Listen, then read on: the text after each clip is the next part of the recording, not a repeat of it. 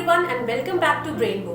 तो आज का वीडियो उन स्टूडेंट्स के लिए बहुत खास होने वाला है जिनके पास 12th में साइंस नहीं थी, मतलब पीसीबी नहीं थी, वो साइंस बैकग्राउंड से नहीं थे, बट फिर भी वो नर्सिंग फील्ड में या मेडिकल फील्ड में जॉब करना चाहते हैं, काम करना चाहते हैं। तो वीडियो को एंड तक देखिएगा और अगर आपकी कोई भी क्वेरीज है तो आप मुझे कॉमेंट्स कर सकते हैं।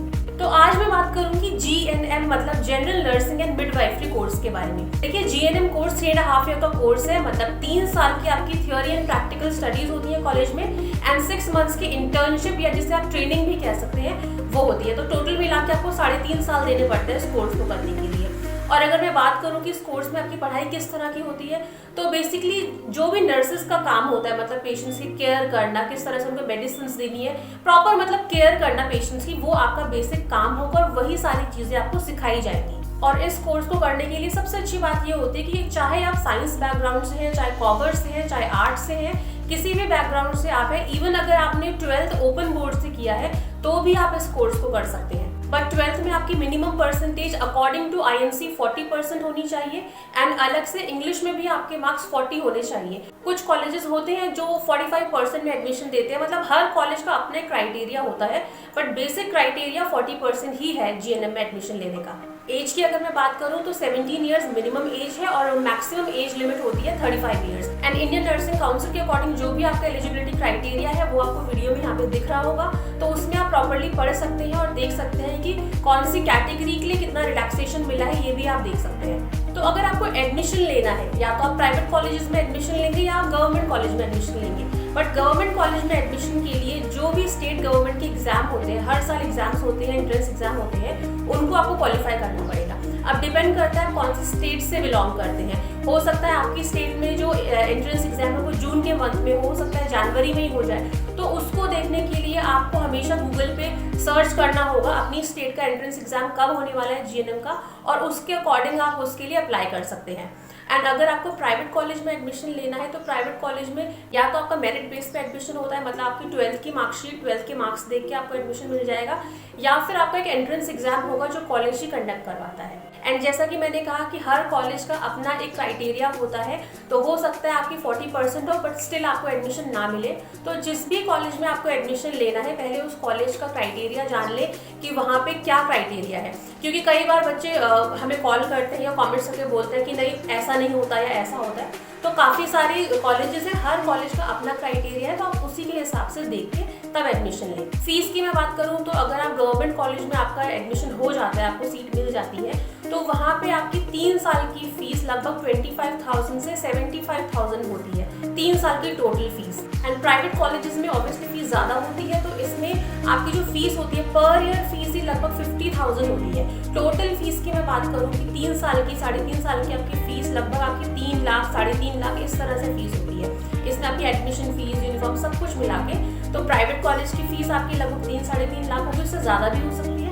एंड गवर्नमेंट कॉलेज की फीस आपकी कम होगी। एंड ऑब्वियसली आपकी परसेंटेज, 12th की परसेंटेज के बेसिस पे या फिर आपकी कैटेगरी के बेसिस पे आपको स्कॉलरशिप भी मिलती है। तो जिस भी कॉलेज में आप एडमिशन लें या वहाँ पे पहले ये ज़रूर पूछ लें कि स्कॉलरशिप आती है स्टूडेंट्स की या नहीं आती है, क्योंकि उससे आपका ये होगा कम से कम आपकी फीस थोड़ी कम हो जाएगी। अगर आपको थोड़ा सा मॉनेटरी इशूज़ है या फिर आपको इकोनॉमिकली थोड़ा सा वीक है, वीक बैकग्राउंड से है, तो आपको यहाँ पे हेल्प मिल सकती है।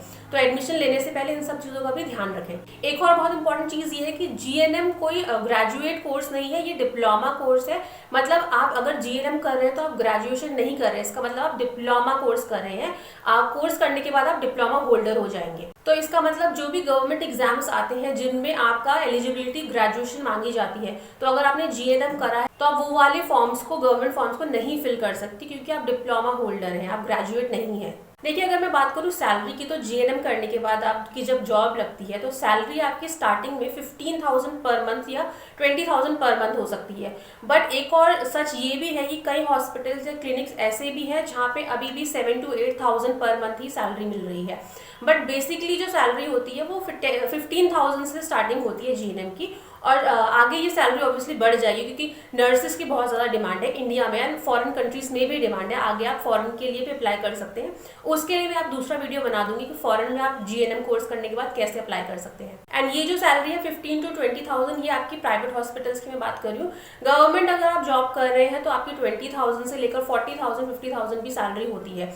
एंड इतनी ही सैलरी आपके एक्सपीरियंस के बेसिस पे या टाइम के साथ आपकी इंक्रीज हो जाती है जब आप प्राइवेट हॉस्पिटल्स में जॉब करते हैं। अच्छा, जॉब आपको किन किन पोजीशन पे मिलेगी? आप होम नर्स बन सकते हैं, स्टाफ नर्स बन सकते हैं, हेल्थ विजिटर बन सकते हैं। इस तरह की कई सारी जॉब्स हैं जो आप कर सकते हैं GNM कोर्स करने के बाद, क्योंकि GNM करने के बाद कोई भी आपकी जॉब में कोई इशू नहीं आता है, आराम से आपको जॉब मिल जाती है। बट ऑब्वियसली आपको काम करना आना चाहिए, आपके ग्रेड्स अच्छे होने चाहिए, काम आपको आना चाहिए, और अगर आपका एक्सपीरियंस अच्छा है तब तो बहुत ही अच्छा है, तब तो आपको बहुत ही अच्छी जॉब मिल सकती है। एंड अगर आपको GNM करने के बाद जॉब नहीं करनी है, आगे पढ़ाई करनी है, हायर स्टडीज करनी है, तो आप post basic BSc nursing course भी कर सकते हैं।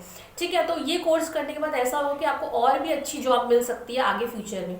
बट अगर GNM करने के बाद भी आप जॉब करते तो कोई इशू नहीं है, आप कर सकते हैं बिल्कुल।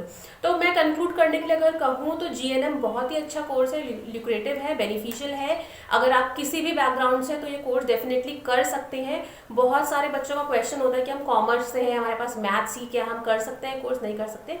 तो बिल्कुल ये कोर्स कर सकते हैं, मेल और फीमेल दोनों कर सकते हैं। ये कोर्स सिर्फ फीमेल्स के लिए नहीं है, मेल्स के लिए भी है। बट जैसा कि मैंने कहा कि हर कॉलेज का अपना क्राइटेरिया होता है, तो हो सकता है कुछ कॉलेजेस ऐसे हो जो सिर्फ फीमेल्स को एडमिशन देते हो, एंड हो सकता है कुछ कॉलेजेस ऐसे हो जो सिर्फ साइंस के स्टूडेंट्स को एडमिशन देते हो। बट ओवरऑल 90% देखा जाए तो कोई भी इस कोर्स को कर सकता है। तो आई होप आपको ये इन्फॉर्मेशन अच्छी लगी होगी, पसंद आई है इन्फॉर्मेशन तो वीडियो को लाइक करिए, चैनल को सब्सक्राइब कर लीजिए, क्योंकि इसी तरह के और भी कोर्सेज, पैरामेडिकल, फार्मेसी, हर कोर्स से रिलेटेड वीडियोस आपको इस चैनल पे मिल जाएंगी। और आपका कोई भी क्वेश्चन है, कोई भी क्वेरी है तो मुझे आप कमेंट्स कर सकते हैं। Thank you for watching.